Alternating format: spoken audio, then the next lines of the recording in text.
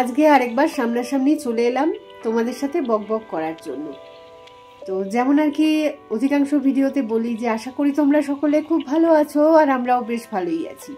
কিন্তু এই মুহূর্তে সময়টা এমনই যাচ্ছে যে না তোমরা ভালো আছো না আমরা ভালো আছি। দেখো কাজকর্ম সব কিছু কিন্তু করতেই হচ্ছে, যেগুলো না করলে চলবে না সবই আমরা করছি, কিন্তু ওই যে মনের মধ্যে একটা মানে কিরকম একটা যেন হয়ে রয়েছে যে পরপর এত খারাপ খারাপ ঘটনা শুধু সামনে আসছে যে সেই কারণে মনটা একদম মানে কিরকম মানে অস্থির হয়ে রয়েছে যাকে বলে আর কি। আমার আবার একটানা মন খারাপ করে বসে থাকতে ভালো লাগে না। আমি সবসময় মানে চেষ্টা করতে থাকি কিভাবে পজিটিভ হওয়া যায় আর কি। দেখো তোমাকে পজিটিভ কিন্তু অন্য কেউ বলে কয়ে করতে পারে না। যতটুকুনি যা পজিটিভ তোমাকে হতে হবে, তোমার নিজের চেষ্টাতেই হতে হবে।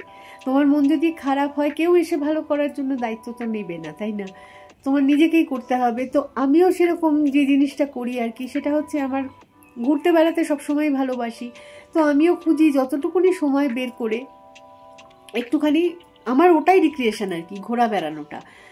তো এই বছরটা সেই দিক থেকেও দেখছি মানে ঠিক মতো সাথ দিচ্ছে না আর কি। যতটা যা করতে চাইছি, যেখানে যেতে চাইছি, অনেক কিছু প্ল্যান করছি, সেগুলো সব ভেস্তে যাচ্ছে, হচ্ছে না।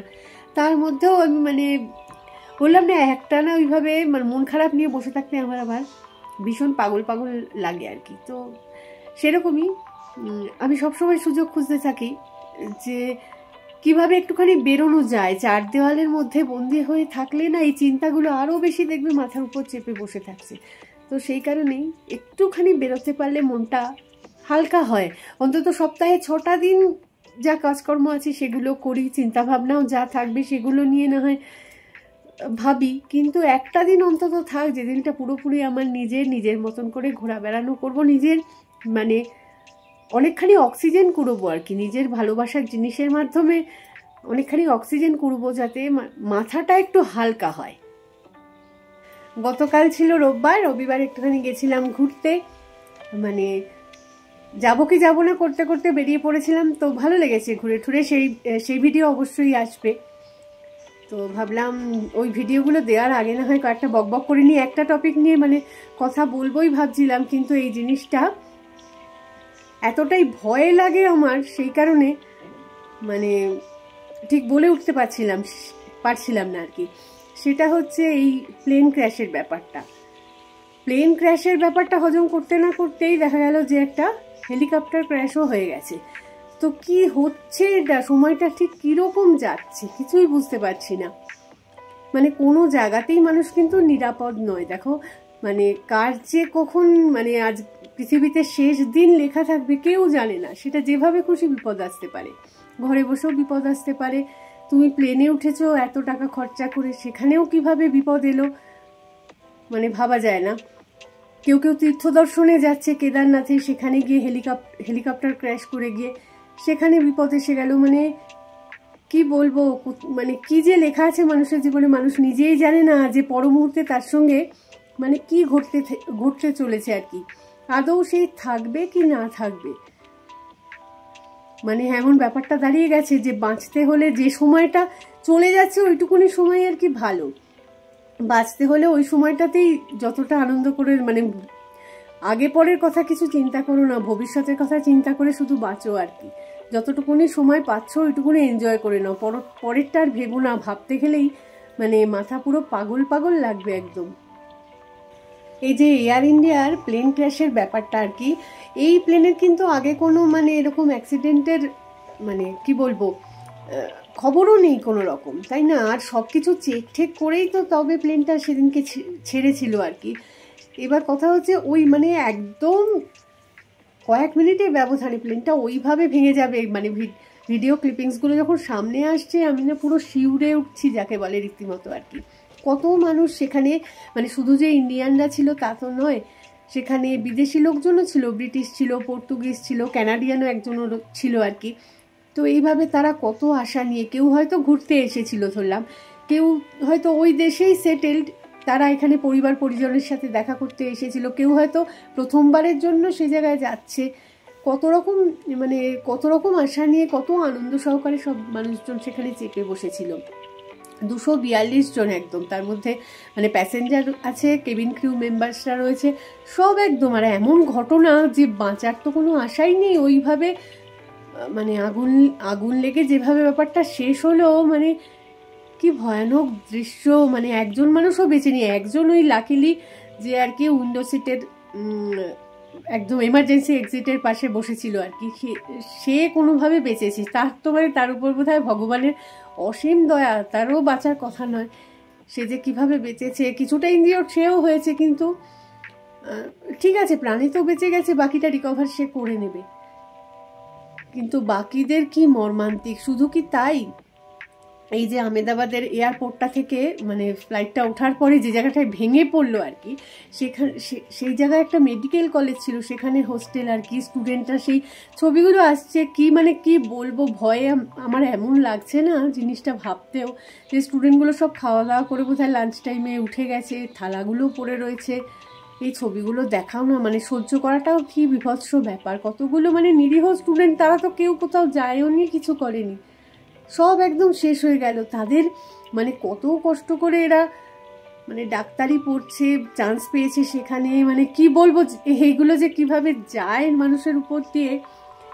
একজন এই ডাক্তার তৈরি হতে গেলে কতটা পরিশ্রম লাগে, মানে ভাবনার বাইরে আর কি।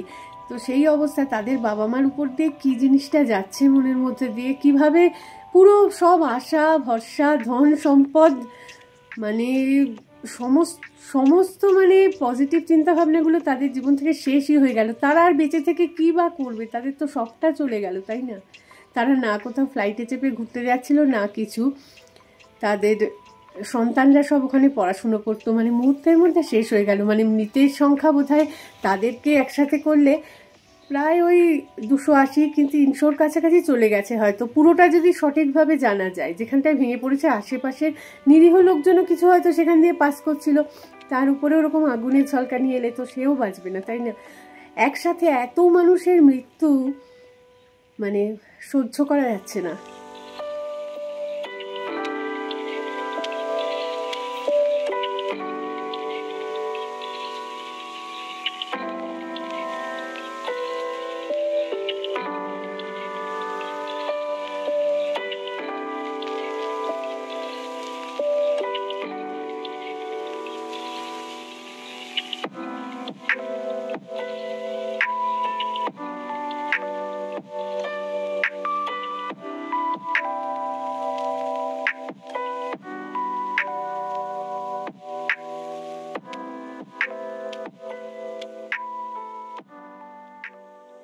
আগে যখন আমরা ছোট আর কি, সেই সময় কিন্তু এই ধরনের প্লেন ক্র্যাশের ঘটনা প্রায় খবরে আসতো আর কি।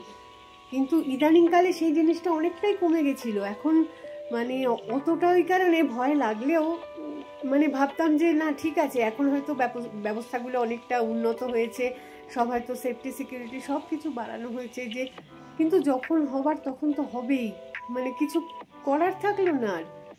এবার বলছে ব্ল্যাক বক্স উদ্ধার হয়েছে, তার থেকে সবটা জানা যাবে। একটা ঘটনা ঘটে যাওয়ার পরে আর জানতে পারলেও কিছু না। এই জিনিসটা আমাকে এতটা ভয় লাগে না, ওই কারণে আমি সামনে এসে কিছু কথা বলতেও চাইছিলাম না।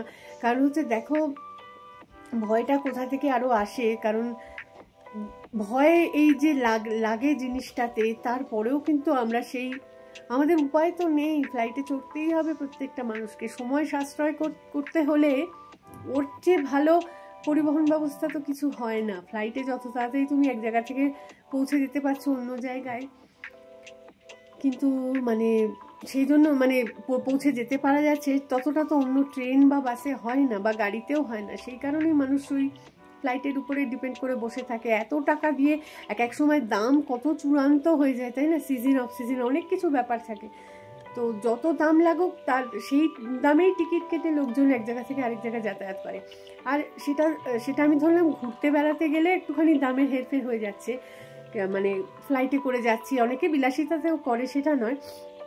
কিন্তু বেশিরভাগ বাড়িতে আজকাল যেটা হয়েছে, মানে 3-4 জন মেম্বার হলে একজন মেম্বার বাড়ির বাইরে থাকে, নয় চাকরি সূত্রে, নয় হচ্ছে মানে পড়াশুনোর জন্য। ধরো তাদের তো ফ্লাইট ছাড়া যাতায়াতের কোনো মাধ্যম নেই, তারা সারাক্ষণ পড়াশুনোয় বা চাকরি বাকরিতে বাইরে বিজি আছে, বাড়িতে তারা আসার সময়টা আবার খাটনি করে আসবে, তো বাড়ির লোক সেই কারণে তাদেরকে ফ্লাইটেই টিকিট কেটে দেয়। এখন মানে কি বলবো, কোথায় ভয় পাচ্ছি বুঝতেই পারছো।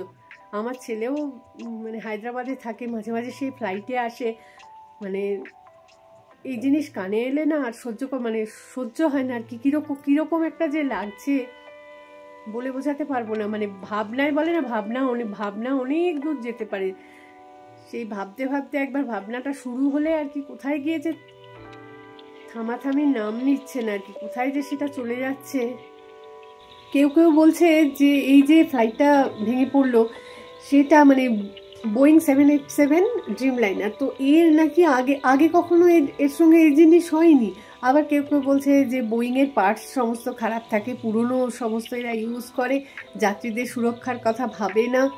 এখন জানি না, এরপর থেকে যদি আরও কেয়ারফুল না হয় তাহলে কোথায় দাঁড়াবে। অ্যাকচুয়ালি ঘটনাটা ঘটারও কিন্তু কোনো কারণ ছিল বলে আমার মনে হচ্ছে না, কারণ যে পাইলটরা ছিলেন সেখানে, দুজন পাইলট, তারা যথেষ্ট অভিজ্ঞ, তাদের মানে কত ঘন্টা ফ্লাইট মানে উড়িয়ে নিয়ে যাওয়ার অভিজ্ঞতা রয়েছে আগে, তাদের থেকে তো কোনো ভুল আশা করা যায় না, তাই না, এত এক্সপিরিয়েন্স হওয়ার পরেও। তো এক্ষেত্রে কী থেকে কী ঘটলো আস্তে আস্তে হয়তো ওই কিছু না কিছু জানা যাবে।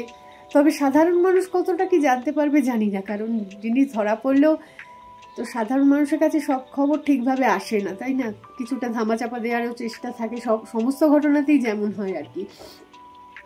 আমরা সেই কারণে অত কিছু জানতেও পারবো না, দরকারে আবার ওই ফ্লাইটই চড়বো আর কি সময় বাঁচাতে, যত টাকা হোক সেই দিয়েই খরচা করে। কিন্তু সেফটি তো কিছু থাকলো না, যে কিভাবে যে হাসি মুখে উড়ে যাব, এরপরে আর ওইরকমভাবে কি বিপদ যে অপেক্ষা করছে আমাদের জন্য বুঝতেও পারবো না। তার সাথে মানে এই ঘটনাটাই নিয়েই বেশ আর কি মনটা খারাপ ছিল। তার মধ্যে এই আরেকটা হেলিকপ্টার একটা ক্র্যাশ করে গেল, সেটার ঘটনা তো আরও মর্মান্তিক। তারা তো পুজো দিতেই যাচ্ছিল, তাই না, ভগবানের কাছে যাচ্ছে, তো ভগবানও তাদেরকে বাঁচাতে পারছে না। আমি না এই জিনিসগুলো কি বলবো, মেনে নিতে কষ্ট হয় আর কি, যে এইভাবে কোথাও আমরা সেফ নই, কোথাও নিরাপদ নই, কোথায় যে কখন কি ঘটবে কিচ্ছু জানা নেই।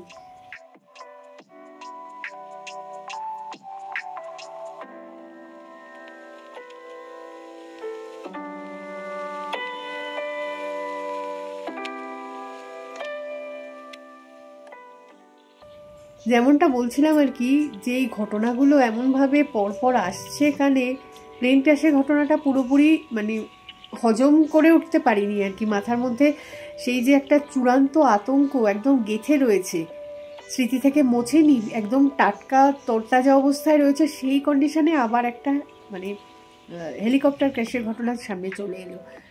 মাথা পুরো খারাপ হয়ে রয়েছে, শরীর খারাপ হয়ে যাচ্ছে রীতিমতো এগুলো ভাবতে ভাবতে। কেদারনাথ এত সুন্দর একটা জায়গা, এত পূর্ণ একটা ভূমি, আগেও আমাদের সারা দেশবাসীকে কাঁদিয়েছে, আবারও বোধহয় এখন আরেকবার কাঁদিয়ে দিল। যে কটা মানুষ মানে কত মনের মধ্যে কত আনন্দ করে মানে পুজো দেওয়ার উদ্দেশ্যেই তো সেখানে যাচ্ছিল তারা। এগুলো না আরেকটুখানি ভেবে দেখা দরকার, যে এই জিনিসগুলো চট করে, ওখানে ওয়েদারও খারাপ থাকে, সেই অবস্থায় মানে কিছুটা তো ইনকামের জন্য অবশ্যই এইভাবে যাত্রীদেরকে হেলিকপ্টারে তুলে পাঠিয়ে দিচ্ছ, কতটা কি সেফটি রয়েছে, সিকিউরিটি রয়েছে, সেই জিনিসটা না দেখে না মানে সেরকমভাবে যদি যত্ন সহকারে আর কি পরিষেবা চালাতে না পারো, তাহলে আমার তো মনে হয় ওটা বন্ধ করেই দাও। যারা হেঁটে যেতে পারবে তারা হেঁটে যাক, যাদের ক্ষমতা আছে হেঁটে যেতে পারলে হেঁটে যাক। এমনিতেও ওইভাবে আমার তো মনে হয় যে হেলিকপ্টারে করে গিয়ে ঠাকুরের পুজো দিলে ঠাকুর কতটা কি সন্তুষ্ট হবে ঠাকুর বুঝতেই পারবে। যে এইভাবে ভক্তি দেখিয়ে কিন্তু বোধহয় পূর্ণ অর্জন হয় না, আমার যেটা মনে হয়, জানি না আমি ঠিক কি ভুল, তাহলেও বলছি সেই কারণে ওই পরিষেবা না থাকাই ভালো আমার মনে হয়। এরকম যে কোনো দুর্ঘটনাতেই আমরা তো হিসাব করি যে কতজন মানুষ আর কি ইনজিওর্ড হলো বা মারা গেল আর কি, কিন্তু এই যে ধরো যারা মারা যাচ্ছে এরা তো কোনো না কোনো পরিবারের অংশ, তাই না, পরিবারের মানুষজন কি আর এরপরে আর সুস্থ লাইফ লিড করতে পারছে? তারা কি আদৌ ভালো থাকছে বাকি জীবনটা? তারা যতদিন বাঁচছে, তাদের এরকম পরিজনকে হারিয়ে কেমনভাবে কাটছে? তারা তো একটা মানে কি বলবো, সবসময় একটা আতঙ্ক মনের মধ্যে, মানে এই বিভীষিকাটা তাদের মাথার মধ্যে সারাক্ষণ ঘুরপাক খাবে, তাই না? তো ওইরকম সংখ্যার নিরিখে বিচার যদি করা যায় যে কজন ক্ষতিগ্রস্ত হয়েছে এই ঘটনাটায়, ওভাবে ঠিক হবে না আর কি। বহু মানুষ যাদের নিজেদের কারোর ছেলে গেল, কারোর মানে ছেলের বউ, বাচ্চা, নাতি নাতনি আর কি, সেইগুলো সব তারা সব একসাথে সাথে অনেকগুলো মানুষের আর কি ক্ষতি হলো। মানে সেই হিসাবটা করাটা খুব মুশকিল, কিন্তু যে কত মানুষ আর কি ক্ষতিগ্রস্ত হয়েছে। টাকার অঙ্ক অনেক সময় দেয়া হয় ক্ষতিপূরণ হিসাবে, কিন্তু ওগুলো দিয়ে কি হয়, সাময়িক একটা মানে হয়তো ধাক্কা কাটানো যায়, কিন্তু মনের যে কষ্টটা সেটা কি সত্যি দূর করা যায়? এক একটা টাইম আসলে বোধহয় এরকম ভাবেই কাটে। আমি জানি না গ্রহ নক্ষত্রের কোনো ফের বা কিছু, এগুলো হয়তো আগে থেকে লেখাই থাকে যে এমন এমন ঘটনা ঘটবে যাতে বহু মানুষ আর কি, বহু মানুষের জীবন যাবে, বহু মানুষ ক্ষতিগ্রস্ত হবে, বহু মানুষের চোখের জল পড়বে। এটাই হচ্ছে বোধহয় সঠিক শব্দ, যে প্রচুর মানুষ কেঁদে ভাসাবে আর কি। এরকম এক একটা টাইম যায়। কখনো কখনো দেখবে এরকম অ্যাক্সিডেন্টগুলো এইভাবেই আসে, কখনো ভূমিকম্প হচ্ছে, কখনো করোনা আসছে, বিভিন্ন সময় আমরা বিভিন্ন রকম দেখেছি। কিন্তু যে কি বলবো, জানি না যতদিন বেঁচে থাকবো এগুলো সাথে নিয়েই হয়তো চলতে হবে আর কি। এইটুকুনি বলার ছিল। যখন যখন মনের মধ্যে এগুলো ঘুরপাক খায় চিন্তা ভাবনাগুলো, তখন একটু এসে সামনাসামনি বকবক করে যাই। তাতে কতটা কমে কি না কমে, মানে মনের ভারটা হালকা হয় কি না বলতে পারবো না, তাও বলি আর কি। তো যাই হোক, এইটা না হয় এইটুকুনি থাক, পরে চলে আসবো আবার অন্য কিছু বলতে। আর এই কালকে যে ঘুরতে গেছিলাম সেই ভিডিওগুলো খুব শিগগিরই আসবে।